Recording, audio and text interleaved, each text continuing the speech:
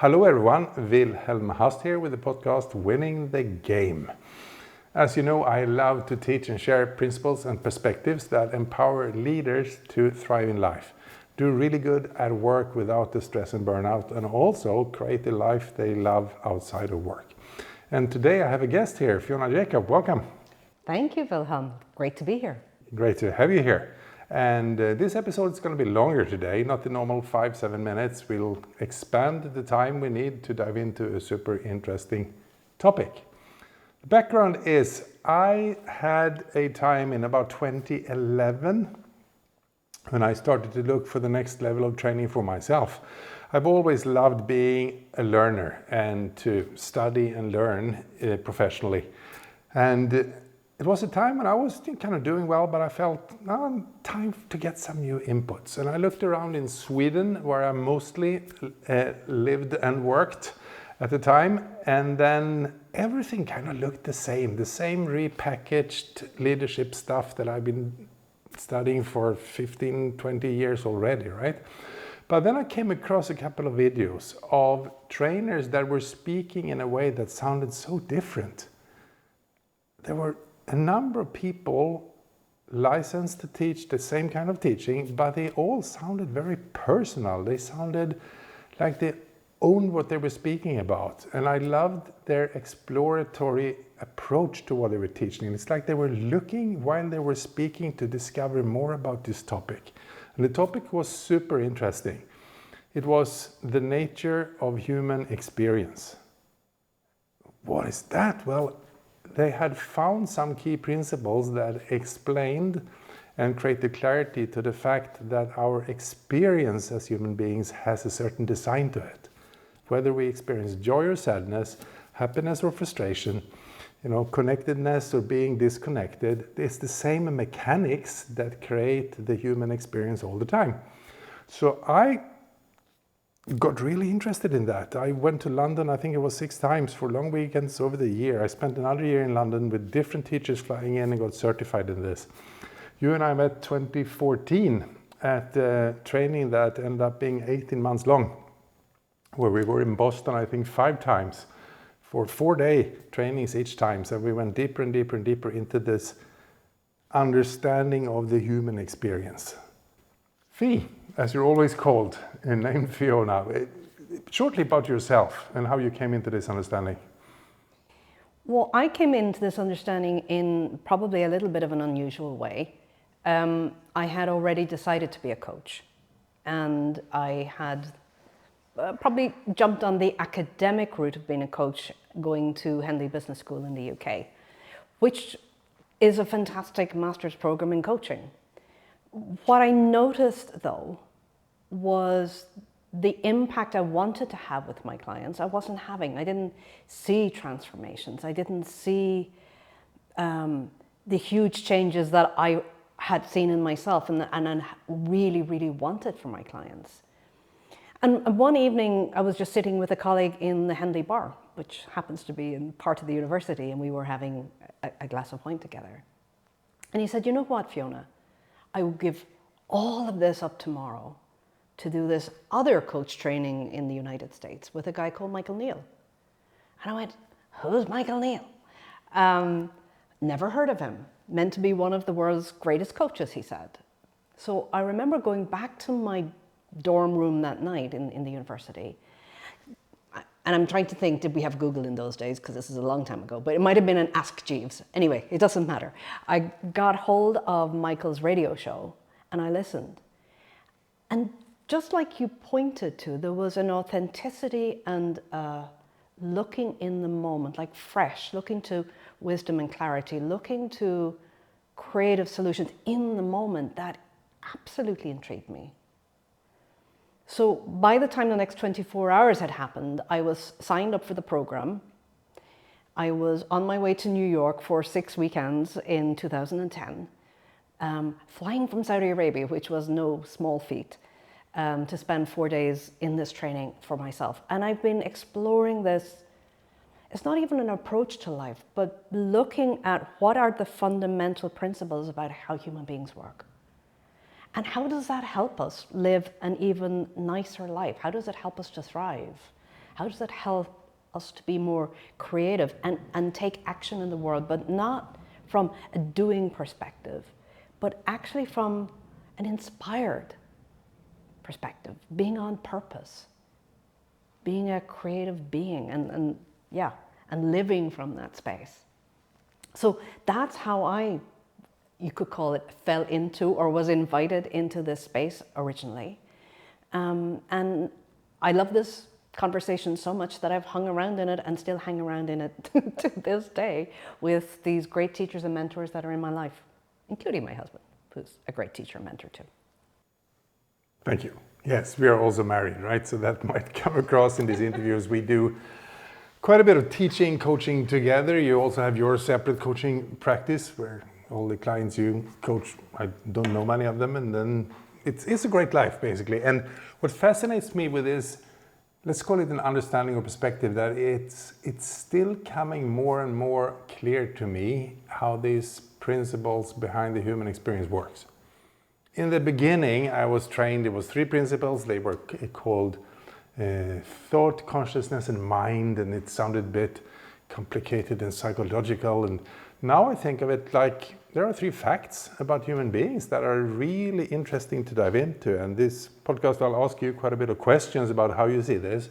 Next podcast episode, you'll probably ask me more questions and I'll give my take on it, because I love how different this teaching can sound from different people, yet pointing back to the same core principles. Nowadays, I often speak like it's a fact that human beings think, we have thoughts. It's a fact that human beings have feelings, we feel stuff. And there's also a fact that beyond the thought storms and emotional storms in the moment, we recognize a space where there is some power of clarity, of freedom, of ease and flow that we all connect to sometimes, especially when our thinking and feeling doesn't get in the way. So you can easily relate to what we speak about, and there is a huge potential depth in the simple principles we talk about. So how would you right now describe describe is the word, what we're talking about? Is it 3 principles, the 3 facts of life, or is it just the nature of human experience, or how would you put that into words as we sit here now today? I think I look at it from the nature of human experience, because we as human beings are very au fait with, or very comfortable with, understanding how our physical body works. But if we really take a step back and look at, well, how does our emotional life work? Most people will have things like, they'll put psychologies in there, or maybe beliefs or values and so forth in there. And all of that is relevant, and most people will have some experience of that. But what we're going back to and talking about is something that's fundamental to how a human being creates their experience. So if you just take a moment right now, wherever you are in the world, and you can be in any country, you can be in any location, I'm guessing, because you're human, and probably alive if you're listening to us, that you're having an experience. Now, I can't tell you what that experience is right now for you. So, meaning that there are probably 8 billion people on the planet right now having 8 billion different experiences. It's not really important what the experience is, in a way, even though it feels important sometimes to us, but it's more, or the invitation, it's more important to see how experience gets created. So may I interrupt or ask? Absolutely. So with the word experience, like obviously you're either watching a video of us right now, or you're listening to an audio tape about us. What's in the word experience? What does that include for you? You hear our voices, and you might see us on the screen if you watch a video version of this. But so the person listening experiences us, obviously, but what else is included in this experience? Well, there's a lot included in our experience, but there's also a lot not included in our experience. So as a human being, we take in with all of the senses. So as you rightly point out, you probably hear us or see us. If you're in a room, I don't know, where somebody's baking a cake, you're probably smelling the cake in the oven. You might hear the hum of the engine in the car. If you're in a car, it might be raining outside, so you might be hearing the raindrops. So we do have senses that bring experience to us. But what happens is then we have thinking about our senses. So there is a very creative a very powerful creative force called thought, that if we never had a thought, we would never have an experience. So this creative force brings all of this information to us, you could say. Some people might say through the brain, but how I describe it is it brings it through us in thought, and then we have this awareness around us, and we live into this experience of both the thought and the awareness we have. If we didn't have this awareness, we would not be alive. If we didn't have the thought and the awareness, we would not be able to experience whether right now it's a little hot in the room that we're recording in, and right now I have the experience of heat. Interestingly enough, I didn't experience any heat until the moment you said it. Because there was no thinking in my head about the room being warm, but once you mentioned it, I got a thought, yeah, it is, and now I can't stop thinking about it, because it is a little warm in here. So it was the same room temperature all the time, right? But until I had the thought, oh yeah, it's warm in here, I didn't experience warmth. So it's an interesting little micro example of like, yeah, right, what we don't have a thought of doesn't show up in our awareness or our experience, right? That's right. What we have a lot of thinking about, it fills our experience if our awareness picks that up, and that becomes the experience. So do all people seeing this video experience us two in the same way? Oh, I'm guessing not. Of course not. I'm guessing not. Each person's experience is a function of what they're thinking in the moment, how they're feeling about that. And that creates a frame or the experience that they're living into. So some people go, yeah, I love this. Some people go, what the hell are they talking about? Some people are going, what rubbish. Because that will be the thought that you have that's picked up by this awareness, and that gives us our experience of life. And the thing about this is we have in every moment, every now, some people call it a now, we have a moment-to-moment experience that changes flavor with our changing thoughts and changing feelings. So in one moment, I'm no longer hot, by the way. So in one moment, I'm feeling hot and I'm thinking about being hot, and so, oh, I think we should open the door. That's that experience. And now I have no thinking about being hot, and therefore I'm not feeling hot, and therefore my experience is not hot. So it's a shifting moment-to-moment experience that comes from this creative power of thought brought to life by our senses. So let's sum this up, or I give my version of your speaking. So Fee and I know something about you that are watching this and experiencing us seeing this. We know that you have a heart in your body that's beating, because you're a human being, and biologically, if you can see us here, your heart is beating. You have lungs that pick up oxygen from the air, and that oxygen is pumped by the heart and the veins and arteries in the body that oxygenates your body. So biologically, we know with absolute certainty that if you see us here, your heart is beating and your lungs are picking up oxygen, right? That's just a biological fact. Mm-hmm. Yes. Now, with regards to your psychology or your experience of us, we don't know how you're experiencing us, and we don't know what you are experiencing seeing us, but we know one fact that is as certain as your heart is beating, that psychologically we show up in your thoughts. If you have no thoughts of us, you wouldn't experience us, right?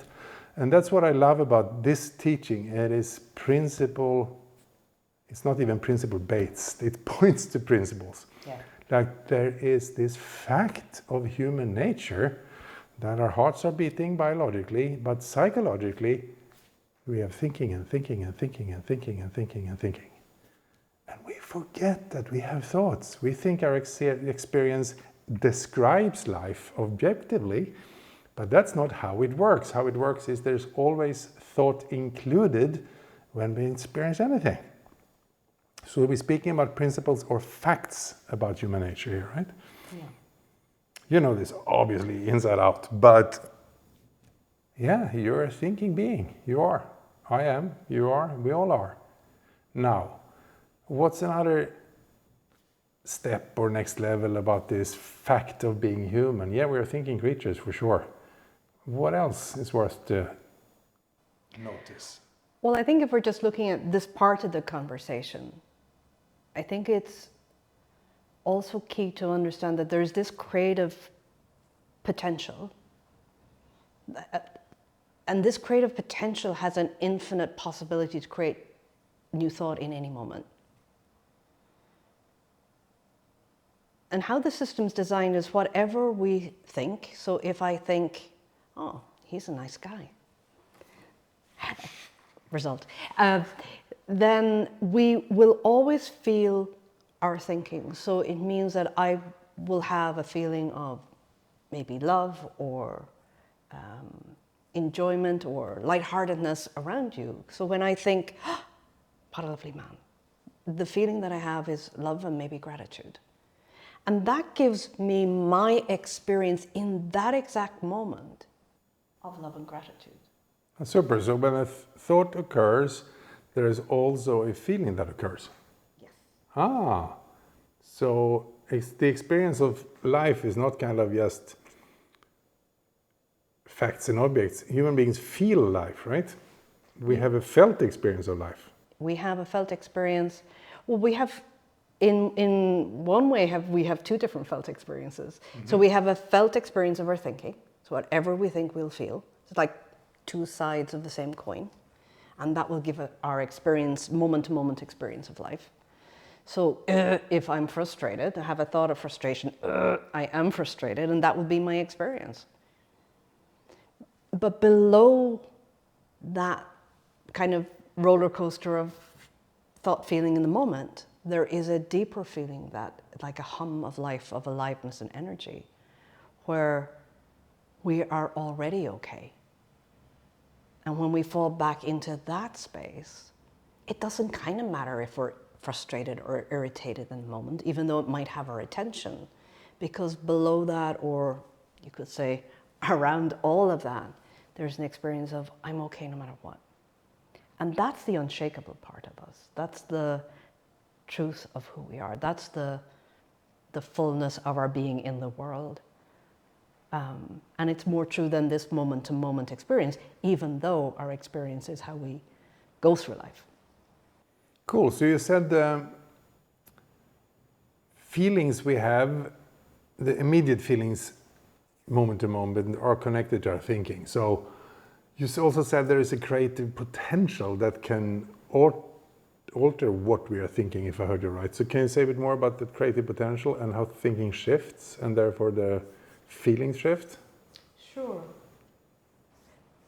So what I love about this, the principle of how we work as a human being, is we have this creative potential, which is an infinite potential. So what that is actually telling us is we can think anything in any moment. Whether it's something we've thought before or something we have never thought before, we have this creative potential to think. And I've forgotten your question. No, cool. So we can think anything in any moment. It's not that you can only think this but not that, or that thinking is constant all the time. Thinking shifts all the time. Yes. And then we repeat the same thought sometimes, but there's always the potential, the opportunity, the possibility for a new thought to come in. Yes. And therefore, with a new thought, there could also be a new feeling, right? Absolutely. So if the thought and feeling are linked, and that gives us our experience. So let's say, I don't know, it's raining outside today. So my thinking or a thought that I have about that is, oh, God, it's raining outside today. And I feel like, oh, I'm really irritated. I don't have an umbrella. I have to go out, I have to walk the dog, whatever it is. So I have this whole feeling experience going on. Even in that same circumstance where it's still raining, I could go, oh, you know what? I love the rain. And it's just, it doesn't matter what's going on outside of us. The potential is, with the creative potential of thought, we can have new thought in any moment about anything. So we're never stuck with a thought we don't like, you could say. Yeah.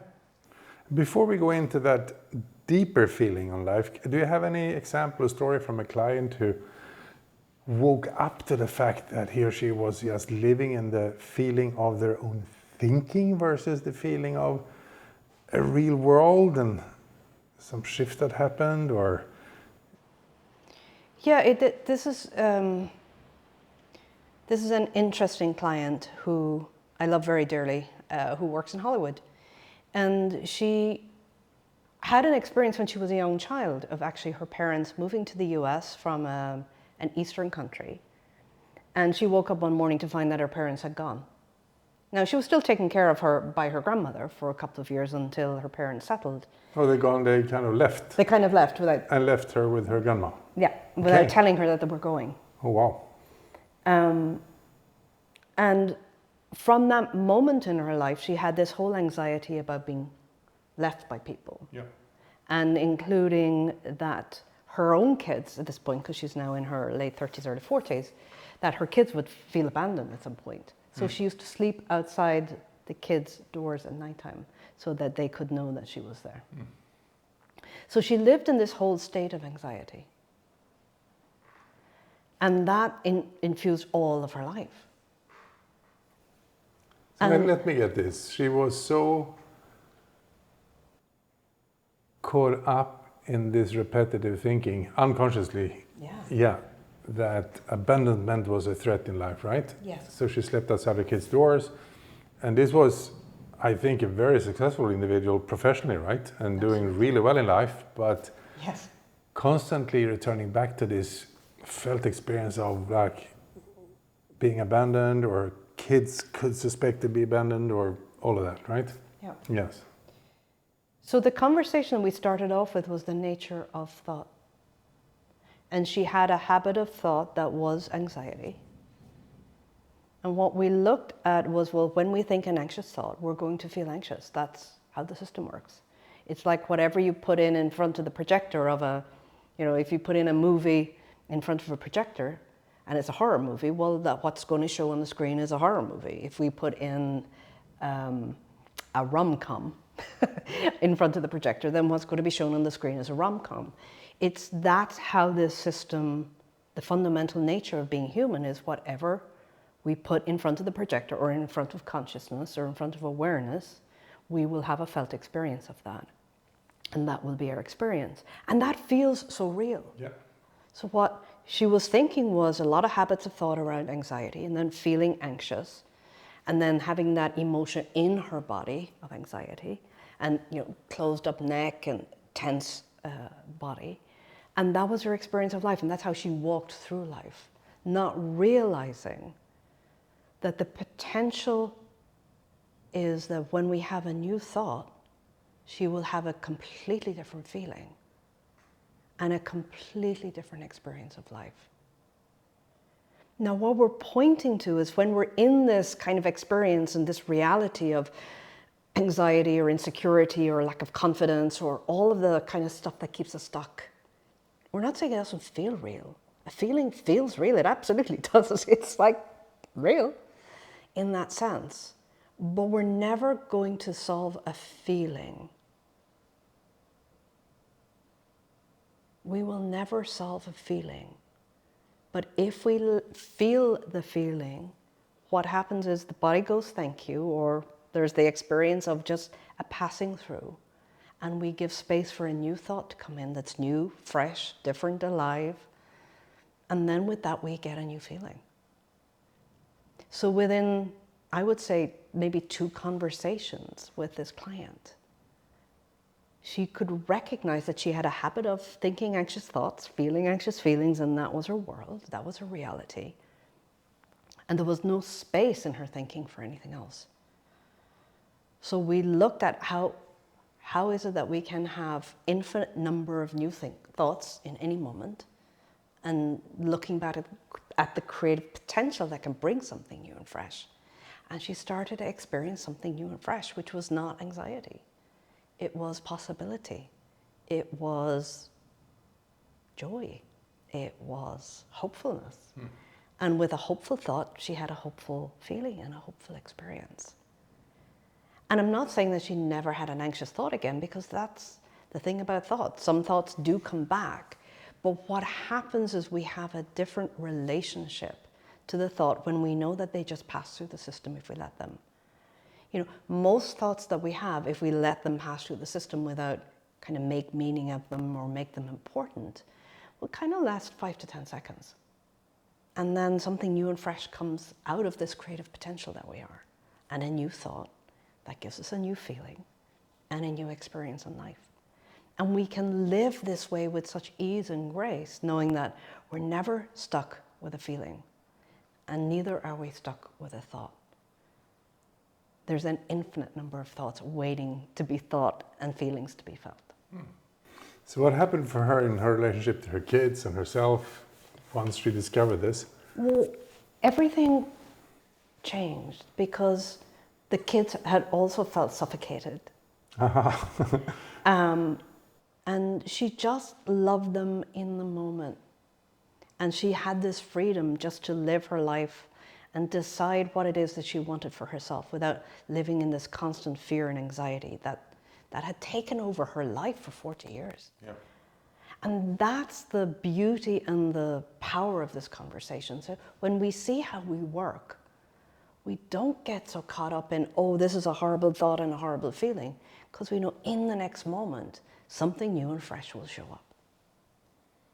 Cool. There's 1 or 2 more questions before we sum this up, I think. So I call them the facts, right? The fact is human beings have thinking. There's another fact is that we feel what we think. So it's ultimately not that the anxiousness she felt was coming from earlier life experiences. The anxiousness as a grown-up, very successful woman came from her repeated thinking about anxious stuff, right? When that thinking started to lose its grip, a new experience arises. So there is the fact of thought, there is the fact that we feel our thinking. Now you also pointed to something we can trust as much as our heart is beating and the lungs are bringing oxygen, and that we have thinking and that we feel our thinking. It's the domain of deeper feelings that we absolutely can rely on as a fact of life, I think.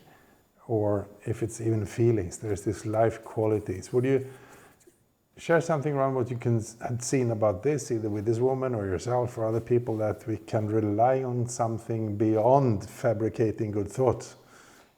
Yeah, I guess that's the other part of how the system works. So this is my favorite part of the conversation in one sense, because the thought-created experience is so real for so many human beings, but the deeper part is more intriguing to me. I don't even know where to start with it, because in one sense, when we get to just see and realize it, it's just like so profound, it's just your head can, I was going to say explode, but it doesn't. I'll help you out, or I'll narrow down the scope. When people hear that, of course, I have lots of thinking and thinking can shift, and they hear now, I feel my thinking, so if I don't feel good, then if I can think better thoughts, I'll feel better, and they get trapped up, and we get trapped up, me too, in this mental, emotional domain of life where we try to improve within a very limited system. Yes. So we want to open the door to this deeper domain, which points to something that we can actually experience well-being in the midst of crazy thinking, feeling. We can being an emotional storm, but we can experience well-being with the fact that we are truly upset. So what's this well-being part? Or so the beauty of being human, first of all, is the aliveness that we experience. And it's quite a digital thing in one sense, because when a baby's born, they come, they cry, and there's an aliveness to every human being. And then, of course, we get to the other end of life, and there's, we transition out of this physical body into some other kind of energy that I certainly don't know that much about. But what we're actually talking about is a factory default setting that every human being comes to life with. And that may sound a little grand or grandiose, but if we go back to just the nature of being human, we come to life with an aliveness and energy that we can feel. You can call it a hum of life, you can call it anything you want. But what's cool about this factory default setting is it's got within it everything in one sense that we ever want and dream of. In the sense of, in this space, we are absolutely unconditional love. We are the love of the universe. We are the love of, if you're religious, the love of God. If you're not religious, the love of nature. We're also wise. We're also content and happy and joyful. In this space, we're also lighthearted and fun, which is kind of cool. In this space, we're also creative. We're the creative potential of the universe. From this space, we can create anything. And it's not like we're artists or musicians, all of us, or writers, but we create, this is the creative potential where we can create our experience moment to moment. We can solve problems that look intractable to be solved because we're coming from this space which has got infinite answers. We're coming from a universal intelligence that runs the universe and us. And when we lean in and start to trust that my little brain can't solve this, but there is a space or an access inside of me that knows all of it, then we can lean in and look at that. So these deeper feelings, these deeper profound feelings of just feeling content and graceful and generous and loving are us in every moment, beneath our roller coaster of thinking, if we were to say it like that. And when we access that space, we come to life with a different level of power and clarity and wisdom, and we're able to navigate life with a lot more ease and grace. And it's just a different kind of life. And it's not me or you, this is everybody. 8 billion plus people on this planet have this factory default, this divine intelligence, this freshness and energy and aliveness. It is who they are. It's just we get so clouded over with all the thoughts about who we think we are or who we should be or how we need to look or how life needs to look in order for us to live happily, we just tend to miss it. We miss this part of ourselves that is fully present and there for us every single moment of every single day, helping us to navigate and thrive in life. Great. Do you have a final story example from your own experience of life when letting go of your busy-minded thinking and feeling and tapping into this inner wisdom was helpful for you? I don't have a particular story, but you know something that happens to me every day. Yeah, cool. Yes. I was speaking with a client recently, and we were kind of just stuck in the conversation about something. And what was really interesting was I kept getting this kind of just nudge, this talk to her about Paris. Paris. Yeah. I was going, what? Talk to her about the Mona Lisa. And so I got into this conversation about a guide. Wouldn't it be wonderful if we had a guide who took us directly to the Mona Lisa so we could look at the Mona Lisa? And what I was really pointing to, isn't it useful to have a guide who can show us this part of our life so we can see it for ourselves rather than kind of having to muck through? And she went, how did you know? And I went, I love Paris, she said. I spent hours trying to find the Mona Lisa. I would have loved to have had a guide take me directly to the Mona Lisa. And what I'm pointing to here, guys, is not that I've got some access to divine intelligence that nobody has. What I'm saying is I trusted my wisdom and clarity in the moment to ask her about that. And she was like, how did you know that? But what we're talking about is we're having and can tap into this universal intelligence and wisdom that can help navigate life. It can help us navigate relationships. It can help us navigate our thinking. It can help us navigate things that we're stuck with, problems that we can't solve, relationships that are difficult, questions about should we do this or that.